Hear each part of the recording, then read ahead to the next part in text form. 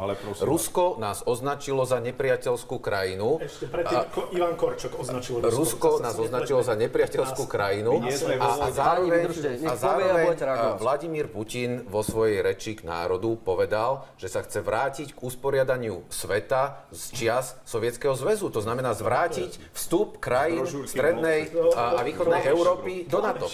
A to znamená, že v momente, keď by sa naozaj stalo to, o čom teda Andrej Danko veľmi rád straší, že by sa náhodou objavili, že by... Áno, sme. Nie sme vo vojne. A potom sa celý budeš triasť, keď budeme vo vojne. Prvý budeš utekať svojej mame. Počúvaj ma, Andrej, ja som pozeral tvoj rozhovor pre Started Up a dosť som sa hneval vo chvíli, keď si povedal, že by si dezertoval zo slovenskej armády.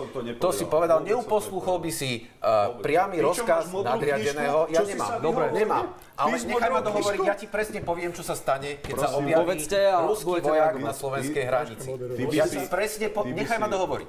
Ja ti presne poviem, čo urobím, keď sa objaví ruský vojak na slovenskej hranici. Keďže som na Ukrajine a môžem si z nich zobrať príklad. V ten moment, keď sa tam ten ruský vojak objaví, sa budem hlásiť do armády a pôjdem Slovensko brániť. Veď ty si nebol ani na vojne. A to je jedno. Hovorím, že sa pôjdem slúžiť nie so zbraňou. Ty si ušiel pred základnou vojenskou službou, Martin. Ja som ju nemal povinnú, o čom rozprávaš. Ty si nešiel. Ja som tam nemusel Ty by si sa bránil. Ale čo ti chcem povedať? V momente, keď tu vypukne vojenský konflikt, počítaj s tým, že pôjdem brániť túto krajinu. A keď budem vidieť nejakého kolaboranta, že tu víta Rusov, budem sa podľa neho k tomu správať.